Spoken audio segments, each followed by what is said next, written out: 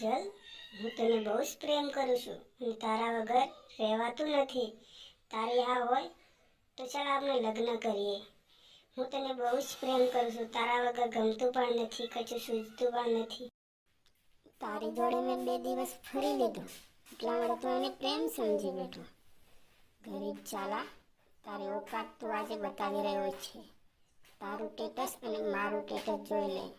એ તો સ્ટેટસની વાત તો દૂર છે, પણ તને તો મારા જૂતા પણ સાફ કરવા નહીં રહેશે. કેમ કે તું એટલો ગરીબ છે કે ક્યારે મોઢું ના દેખાડતો. હવે જાય છે શું બોલ રહ્યો છે?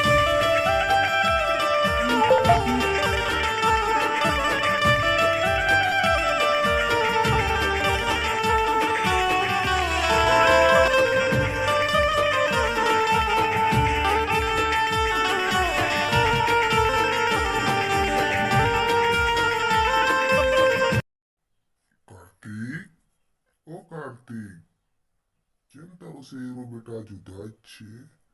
તને શું થયું છે બેટા? કોઈ તાવ આવે છે કે પછી કોઈ તને હેરાન કરે છે કે કોઈ તને આડું અવળું બોલ્યું તું? આવું કોઈ નથી ચાચાજી. હું તમને એક વાત કહેવા માંગુ છું કે હું આજથી સ્કૂલ જવા નથી માંગતો અને હું પણ તમારી જેમ ખેડૂત બનવા માંગુ છું અને ખેતરમાં કામ અને મજૂરી જવા માંગુ છું. અને તમને તો ખબર જ છે કે આપણે આપણું ઘર કેવી રીતે ચલાવીએ છીએ અને હું પણ ભણવા જઈશ તો તમે પણ એકલા કેવી રીતે મજૂરી કરશો અને મારું જીવન વિતાવશો. આટલી જ વાત છે? તું ટેન્શન ન લઈશ. હું ગમે ત્યાંથી પૈસા કાઢીશ ને તારું ભણતર પૂરું કરાવીશ, તને ભણાવી ગણાવીશ. ચાચાજી, મેં તમને એકવાર કીધું નહીં કે મારે નથી ભણવું. મારે બનવું છે તમારી જેમ ખેડૂત, અને ખેડૂતનો દીકરો મને તો ગુજરાતનો રખવાડ કહેવાય છે. અને પણ ખેડૂતથી આગળ કોઈ નથી અને વકીલો પણ ખેડૂતથી નીચે જ હોય છે. અને હું પણ તમારી જેમ ખેડૂત બનવા માંગુ છું અને મને હેરાન કરશો નહીં અને ખેડૂત બનીને રહીશ. આવશું હવે ખેતરમાં.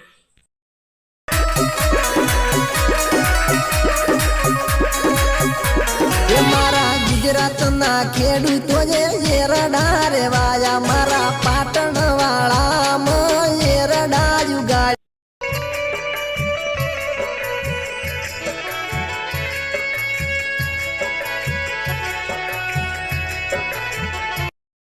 ચાચાજી, તમે આવી ગયા. હું હમણાં ઘરે જવાનો હતો અને તમને મેં કહ્યું હતું ને કે તમારો એક દિવસ હું તમારું નામ ઊંચું રાખીશ. તો હાલે આપણે થયા છે રંડા 80 બોરા ને વરિયાળી થઈ છે 50 બોરી અને રાયડો થયો છે 30 બોરી. તો હવે આપણે કોઈ ટેન્શન લેવા જેવી વાત નથી અને આપણે મજૂરી કરતા હતા ને કરતા રહેશું. ચલો ચાચાજી, હવે ઘરે જઈએ.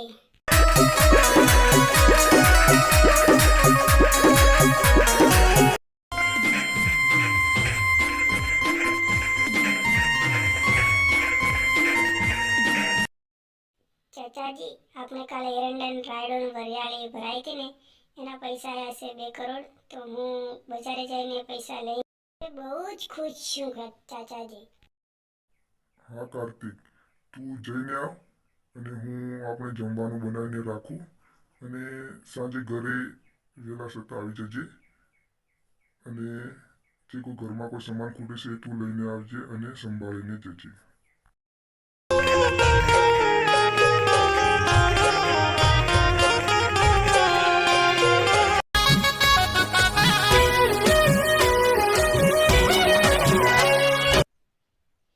એ ગરીબ ત્યાં જ ઉભો રે, સાંભળતો નથી.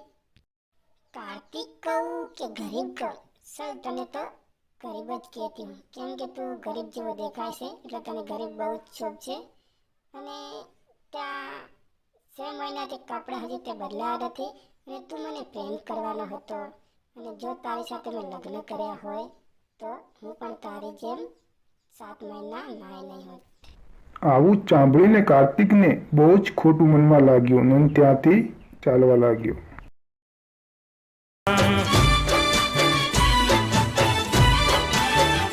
ધન્ય ગુજરાતના ગામ, ધન્ય ખેડૂત પરિવાર, ધરતીના પુત્ર તને સો. ચાચાજી, હું આવી ગયો અને બધી જ વસ્તુ લાવ્યો છું. એ આપણે વાર કરવા માટે ધાર્યો પણ લાવ્યો છું અને તમારા માટે નવા કપડાં પણ લાવ્યો છું અને પણ મારા પણ કપડાં લાવ્યો છું. જાઓ અને પહેરી લ્યો. ઘરમાં મૂક્યા છે અને મસ્ત લાવ્યો છું અને સબ વસ્તુ તમારા સાથે લાવ્યો છું.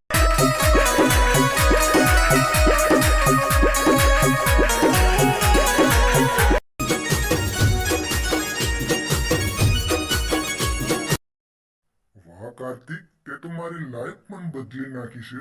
હું ક્યાં હતો અને ક્યાં તે પહોંચાવી નાખ્યો છે હો. હા, સાચું કહું ને તો બધું તારા જ લીધે થયું છે. જો તું ના હોત ને તો હજી પણ તારો બાપ ગરીબ જ હોય. આજે તો કાજલને ગરીબની ઓકાત દેખાડીને રહીશ.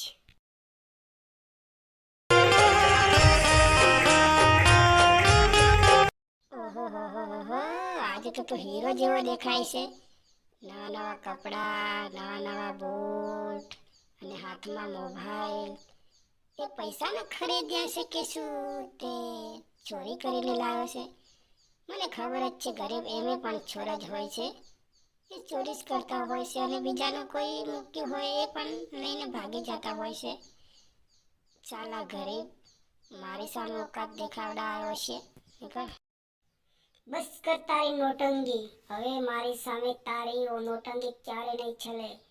હું નથી હવે ગરીબ અને જે બંગલો છે ને આ તું રહે છે એ પણ મારો છે. કેમ કે એના પૈસા તું હવે મને આપશે. એ બંગલો મેં ખરીદી નાખ્યો છે. તારા બાપુ પહેલા હતા ને અને બચાવવા માટે એને મેં કેટલા ખર્ચો કર્યો તો એટલા માટે હું ગરીબ થયો છું. અને તે પણ છતાં તે મારું અપમાન કર્યું.